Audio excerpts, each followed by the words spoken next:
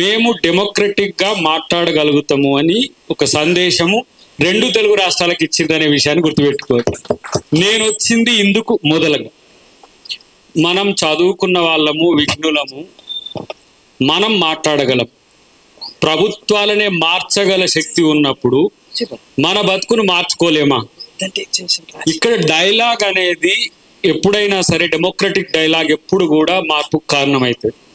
ఈ వాతావరణం ఎందుకు ఇక్కడ చెడిపోతుందనే ఉద్దేశంతోనే మొన్న నేను ఇక్కడికి వచ్చినప్పుడు కూడా, బోనాలకు వచ్చినప్పుడు కూడా, వీళ్ళు నా దగ్గరికి వస్తారు, నన్ను నిలదీస్తారు, నన్ను ప్రశ్నిస్తారని కూడా నేను ఊహించలే. కానీ ఆ ఊహించని పరిణామమైన నాకు ఆలోచన వచ్చింది. ఇట్లా మాట్లాడే పరిస్థితి మంత్రులకు ఉండాలి, ముఖ్యమంత్రికి కూడా ఉండాలనేది నా కోరిక. ఎందుకు?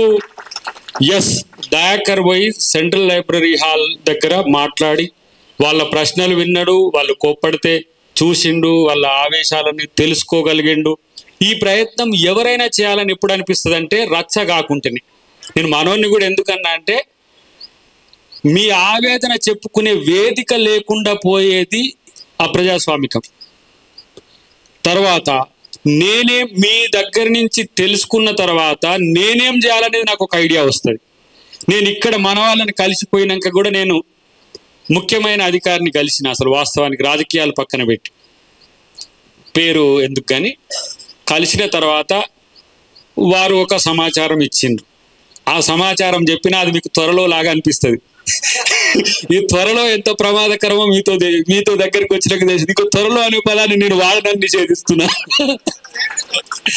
ఎందుకంటే 60,000 ఉద్యోగాల్లో గత ప్రభుత్వంలో చేసిన నోటిఫికేషన్స్ పేపర్ లీక్స్ వల్ల రద్దయినా, మళ్ళా వాటిని నిర్వహించే వాటిని పెట్టడం వల్ల కూడా అది బడ్జెట్ పైప్ లైన్లో ఉన్నాయి. వాటిని పక్కన పెట్టి మనం కొత్త ఉద్యోగాలు ఇవ్వడానికి ఉండదు. కాబట్టి అవి ముందుగా నింపడం జరిగింది. వాళ్ళు ఎందుకు నింపలేకపోయింది అనేది నేను కాదు, వాళ్ళు మా బీఆర్ఎస్ మిత్రులు చెప్తారు.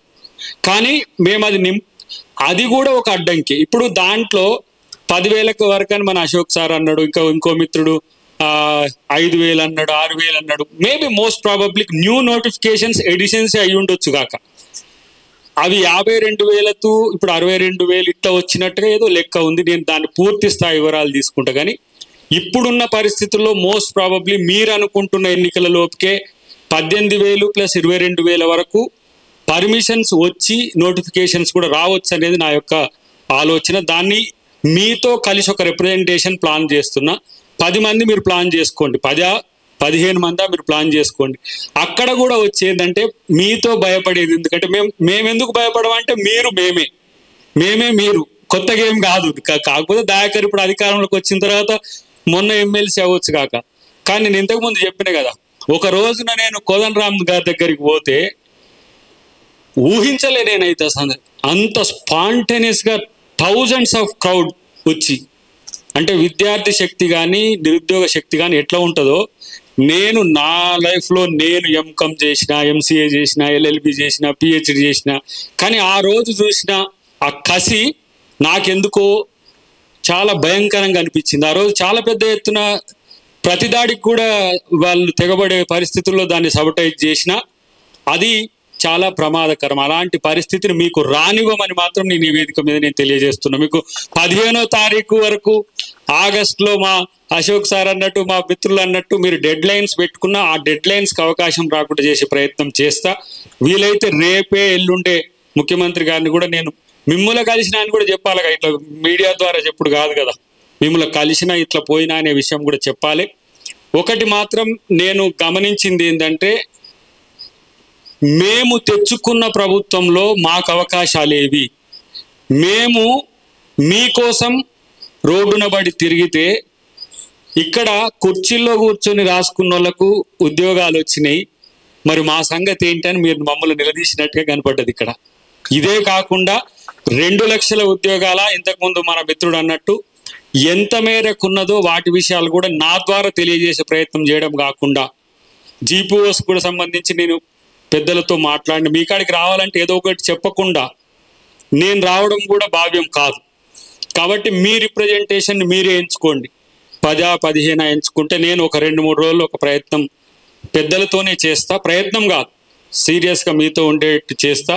మీరేంటంటే ఎందుకంటే అందరూ మీతో భయపడుతున్నది, నేను వస్తున్నప్పుడు కూడా దాకా నువ్వు మరి లైబ్రరీ దానికి అడిగి పోతున్నావు, మళ్ళీ గొడవ అవుతుంది, రచ్చ అవుతుంది అంటే ఎవరి మీద గొడవ పెడతారు? మనోళ్ళు మన మీద గొడవ పెట్టడం కూడా మనం శత్రువు లెక్క చూస్తామా?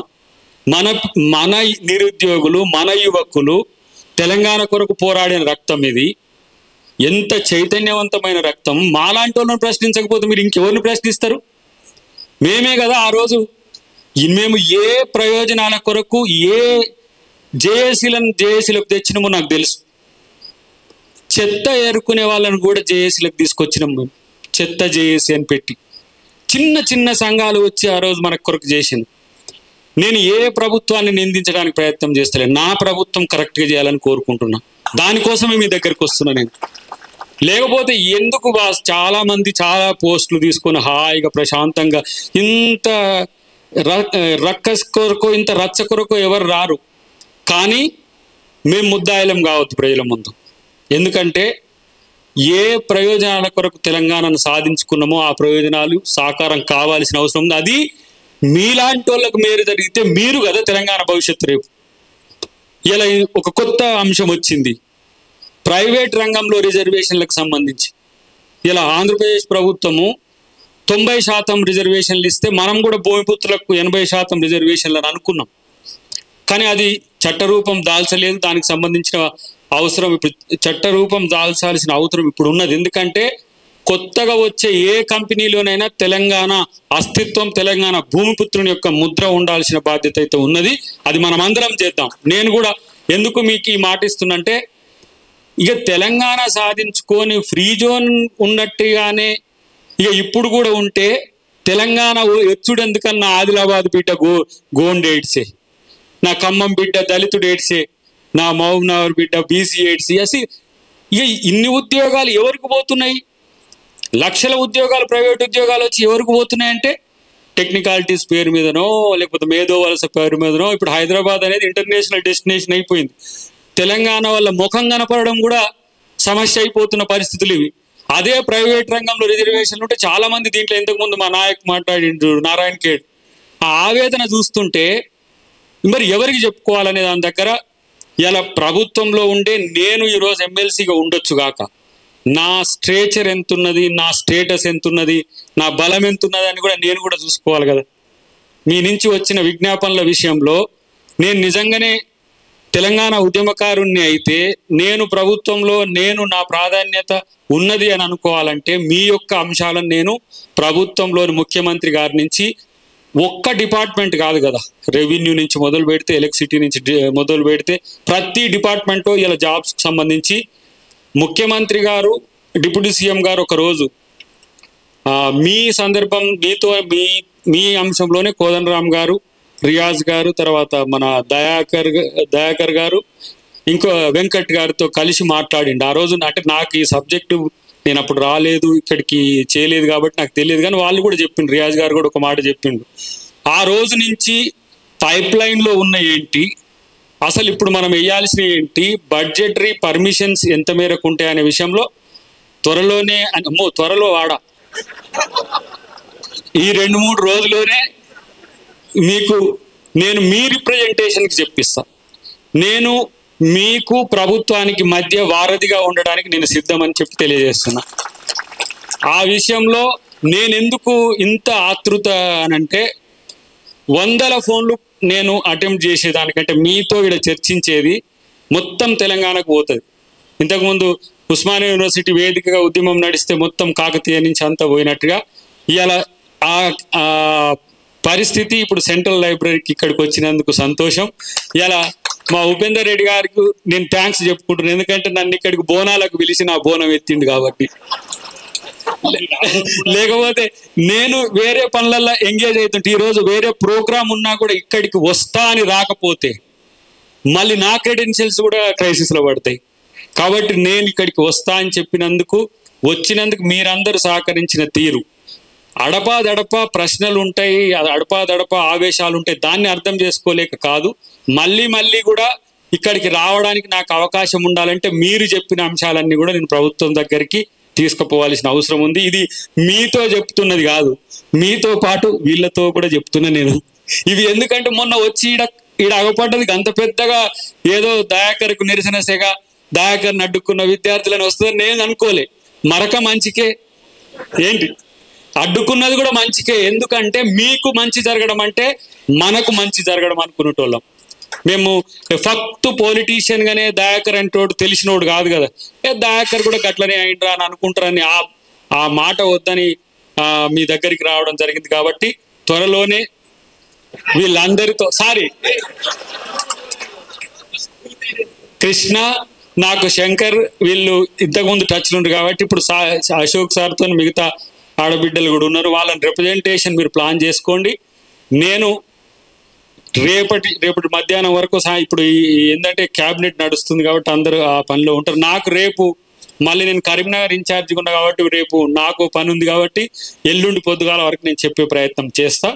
నువ్వు ఆ రిప్రజెంటేషన్ తయారు చేయాలని చెప్పి తెలియజేస్తూ, సహకరించిన మీ అందరికీ, మీరు ఈరోజు నిరుద్యోగులకు చేసిన మేలు మీ కొరకు మాత్రమే కాదు, ఈ ప్రాంతాల్లో ఉన్న ఏది తెలంగాణనే కాదు ఆంధ్రప్రదేశ్ నుంచి వచ్చినాయి మాకు ఫోన్లు తెలుసా. ఈడ మొన్న జరిగిన సంఘటనకు దయాకర్ గారు మిమ్మల్నే నిలదీసే కాడికి వచ్చిందంటే మీరు ఉద్యోగాలు వేస్తలేరు, మీరు తెలంగాణ వచ్చినాక ఏం చేసిండు సార్ అని నన్ను అడిగిండు ఒక ఆయన తూర్పుగోదావరి నుంచి.